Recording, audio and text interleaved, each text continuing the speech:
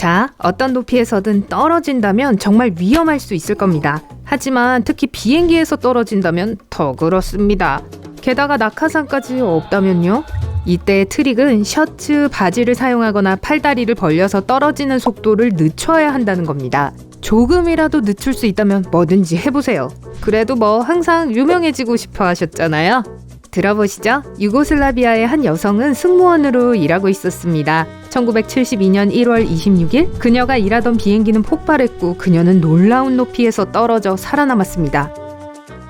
10km의 높이에서 떨어져 간신히 살아남았지만 혼수 상태에서 깨어난 후에는 회복에 1년 반이라는 시간이 걸렸습니다. 전문가들은 올바른 착륙 방법에 대해서는 의견이 분분합니다. 하지만 잘못된 방법은 있습니다. 머리로 착륙하는 거죠. 우리 연약한 인간의 333 생존 법칙 이야기 알고 계시죠? 산소 없이 3분, 물 없이 3일, 음식 없이 3주를 버틸 수 있다는 거예요. 아주 좋은 지침이지만 어떤 사람들은 이보다 더 버텨낼 수 있습니다. 만약 일몰을 보거나 꽃냄새를 맡거나 크고 육즙이 가득한 햄버거를 좋아하신다면 산소에게 감사해 하셔야 할 거예요. 놀라운 기체죠. 못 믿으시겠다고요? 산소 없이 우리가 이 중 하나라도 할 수 있을까요? 산소 없이 2분이 지나면 보통 인간은 기절하게 될 겁니다. 10분이 지나면 글쎄요, 보통 돌이킬 수 없어요. 이건 물론 사람마다 건강 수준에 따라 다릅니다. 그렇지만 우리는 인간의 한계를 넘는 걸 좋아하지 않나요? 가장 오래 숨을 참은 사람은 24분 3.45초를 버텼습니다. 첫 비행기의 비행시간보다 100배 더 길어요. 라이트 형제를 이겼죠.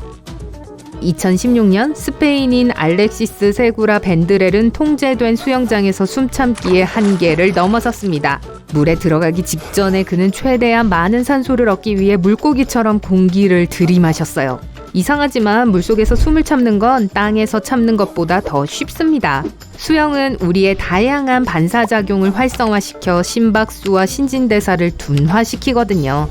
산소만 중요한 게 아니라 H2O와 맛있는 음식도 소중하고 중요합니다. 우리 몸의 각 세포는 생존하기 위해 물이 필요합니다. 만약 수분 손실을 빨리 채우지 않는다면 약 3일에서 일주일 후 모든 것이 끝나게 될지도 모릅니다. 수분 유지에는 공기의 습도, 사람의 나이와 신체 활동, 건강이 큰 영향을 미칩니다. 물이 부족하면 심장과 뇌와 같이 우리 몸의 중요한 장기들은 가져올 수 있는 모든 곳에서 물을 끌어옵니다. 이 장기들은 아무것도 남지 않을 때까지 스폰지처럼 모든 것을 빨아들이죠. 1979년 오스트리아의 한 남자는 물 없이 18일을 버텼습니다. 수분을 유지하기 위해 감옥 벽에 맺힌 물을 핥았다고 해요. 우주에서 가장 무서운 건 무엇일까요? 냉장고가 텅 빈 거예요. 음식이 다 어디 갔죠? 칼로리가 없다면 우리 몸은 스스로를 먹어치웁니다. 올해 제가 계획했던 다이어트 식단은 아니네요. 초반 며칠 동안에는 우리가 비축해둔 탄수화물이 포도당으로 바뀝니다.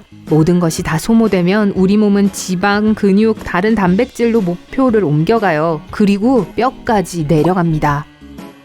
단식은 우리 몸이 내부의 저장고를 열게 하는 흔한 방법입니다. 마하트마 간디가 가장 오래 단식한 기간은 21일 이상이었습니다. 가장 오랜 단식으로 알려진 건 27세의 성인이 물과 비타민 보충제만 382일 동안 먹고 살면서 205kg에서 81kg으로 몸무게를 줄인 사건입니다. 우와! 우리 몸은 음식 없이 오랫동안 생존할 수 있는 장비를 갖추고 있습니다. 조상들에겐 딱히 갈만한 슈퍼마켓이 없었거든요. 그래서 우리는 굶주림에 꽤 잘 대처할 수 있게 된 거예요. 인간은 다양하고 극단적인 생존 상황에 대처할 수 있습니다. 하지만 꽁꽁 얼지 않은 채 얼음처럼 차가운 물에서 얼마나 오래 수영할 수 있으신가요? 사막에 갇히면요? 산꼭대기는요? 로키 산맥, 스위스의 알프스, 심지어 에베레스트 산과 같은 세계적으로 유명한 산을 오르는 것은 날씨 좋은 날에도 힘들지만 진정한 위험은 고산병입니다. 고산병은 약 절반 이상의 등반가들이 겪는 것으로 사람들은 약 2.5km 이상을 올랐을 때부터 산소 부족으로 인해 어지럼증, 피로, 두통을 겪습니다. 심지어 불면증에 걸릴 수도 있어요. 이는 고산병이 우리 몸에 미치는 많은 증상의 시작에 불과하죠. 적절한 준비 없이 5km 정도를 올라가면 대부분의 사람은 의식에 큰 문제가 생길 수 있습니다. 그리고 너무 빨리 올라가면 폐에 물이 차거나 더 심각해질 수도 있어요. 고산병의 경우 나이가 많든 적든 남성이든 여성이든 운동선수든 게으름뱅이든 장사가 없습니다. 에베레스트는 9km의 높이로 등반가들에겐 궁극의 도전 과제입니다. 엠파이어 스테이트 빌딩 20개 혹은 할리우드 명예의 거리를 2개나 붙인 길이와도 같아요.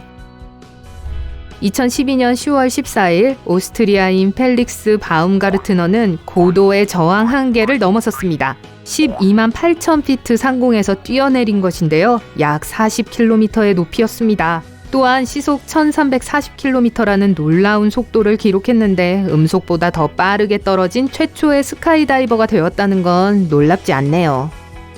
그는 적절한 장비를 확실히 착용하고 있었습니다. 산소 탱크를 메고 압력복도 입고 안전 점검 과정도 거쳤죠. 높은 곳에 올라가실 거라면 이 말을 기억하세요. 제대로 된 계획은 사고를 예방한다.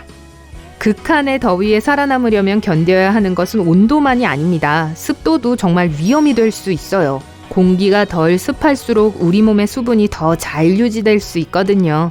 사우나에 들어갔는데 실내가 110도가 넘는다면 어떻게 될까요? 너무 덥고 습해서 아마 최대 3, 4분 정도밖에 못 버틸 거예요.